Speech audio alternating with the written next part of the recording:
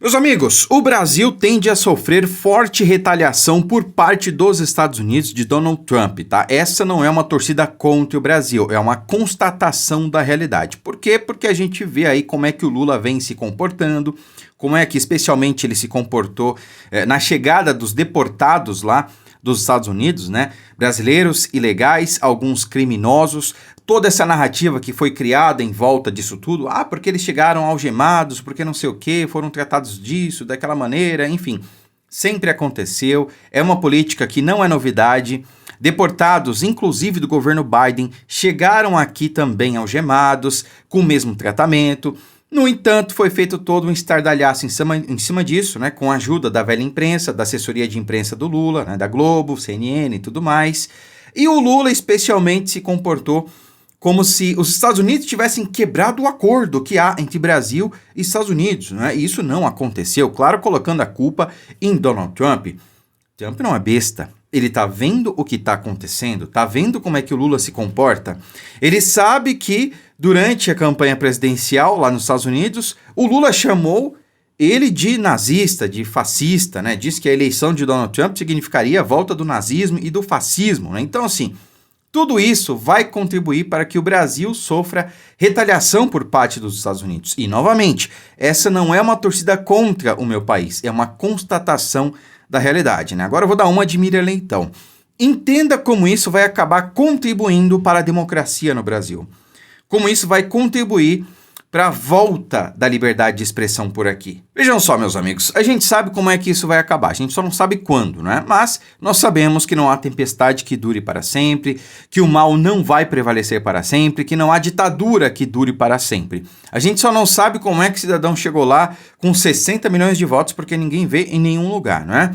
A gente não sabe como é que, quer dizer, a gente já imagina, mas como é que tiraram um sujeito que estava na cadeia, 580 dias preso, e conduziram ele de volta à cena do crime. Não tinha como isso dar certo, né? Não tinha como terminar de maneira diferente ao que a gente está vendo hoje no cenário nacional, né? Tudo lá nas alturas, o preço de tudo subindo, a gasolina e o diesel já vão aumentar semana que vem, no dia 1º, e assim vai, né? Aliás, tem mais novidade no dia 1º de fevereiro que a gente vai falar por aqui também. Mas vejam só, meus amigos, além desses comportamentos que a gente vê do Lula, tem outros indícios que realmente mostram que o Brasil vai sofrer retaliação. E eu já vou falar para vocês como é que isso vai impactar positivamente no Brasil, tá?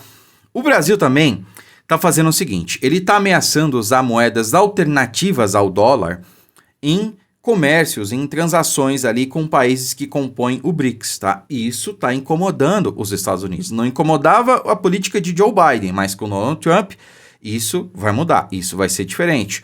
Outra questão também é justamente o imposto mínimo que é cobrado em empresas multinacionais aqui no Brasil. Empresas americanas que atuam aqui no Brasil.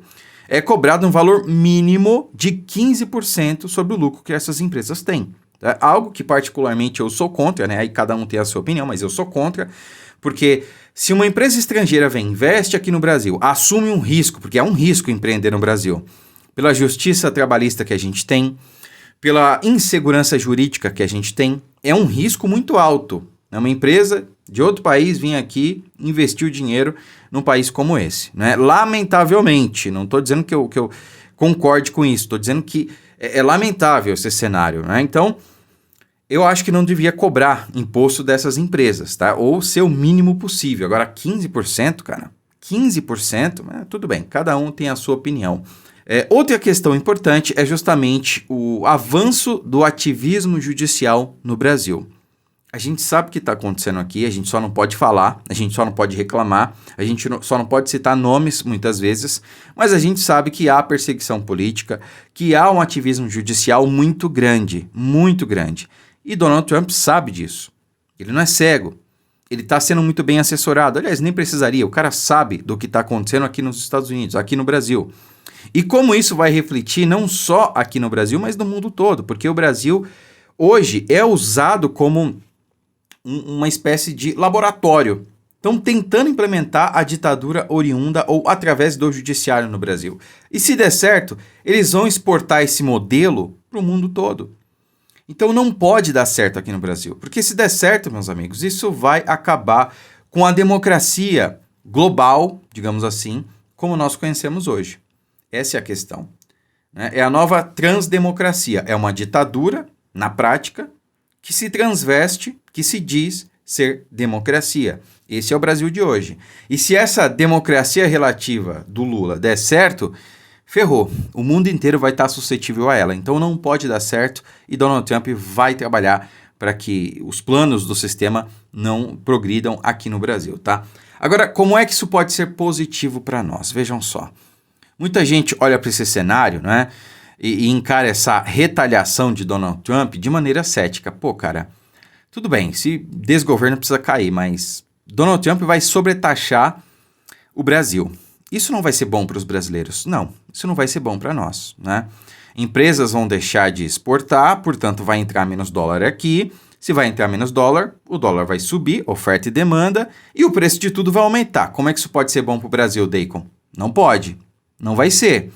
Mas eu pergunto a vocês, quando vocês estão com dor de cabeça, vocês vão tomar, sei lá, um dipirona, um Dorflex, qualquer outro remédio para dor de cabeça. Eu pergunto a vocês, funciona? Funciona. Depois de alguns minutos, algumas horas, a dor passa, não passa? Pois é, só que o gosto do remédio é bom? Não. Geralmente é amargo, né? Quem toma dipirona em gotas, comprimido, sabe que o gosto não é legal. É amargo, mas funciona, resolve. Não resolve? Pois é. O Brasil precisa passar por algo semelhante, né? A gente está doente e a gente precisa de um remédio. E o remédio não é doce, o remédio é amargo. Então esse é o amargor que está por vir. Infelizmente, a gente vai precisar passar por isso para o povo acordar. Então, Donald Trump vai sobretaxar o Brasil? Provavelmente vai. Vai impor algumas outras sanções? Provavelmente vai. Não estou dizendo que eu concorde com elas, eu estou apenas dizendo a causa e a consequência do que está por vir. É uma realidade, é uma constatação da realidade. Isso vai contribuir, vai acabar ajudando para desgastar a imagem desse desgoverno e contribuir para a queda dele. Seja pelo impeachment, que eu espero que aconteça, né? Não diria que é provável, mas é possível. Março está aí, vai ter grande manifestação. Espero que seja o início para, dentro da lei e da ordem, várias outras manifestações para que a gente derrube o Lula e ele não complete os 2 anos que lhe restam no mandato. Mas se isso não acontecer, naturalmente a gente vai eleger um novo nome em 2026. Lula sabe disso, Trump sabe disso. E é uma coisa natural. Então, meus amigos, é assim que eu enxergo que as coisas vão acontecer. Novamente, não é uma torcida contra o Brasil. Jamais faria isso. Mesmo estando na presidência um corrupto, alguém condenado, que, repito, não foi inocentado. Lula não foi inocentado pelo STF. Muito pelo contrário, né? Ele teve a sua condenação anulada em razão de uma manobra criada pelo próprio STF, por alguém que o PT indicou para o STF, né? A famosa lei do CEP. Não, dinheiro foi desviado, propina foi paga, corrupção aconteceu, realmente.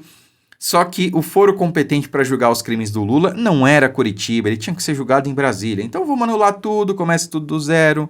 E nesse meio tempo, jogaram ele na presidência, né? Aí os crimes prescreveram, enfim, Brasil da democracia relativa do Lula, né? Então, ele está lá de volta à cena do crime, mas por um tempo limitado, digamos assim, né? Vamos torcer para que seja o menor possível. E se Deus quiser, teremos o nosso país de volta. Curta, comente, compartilhe o vídeo, fiquem com Deus e até a próxima.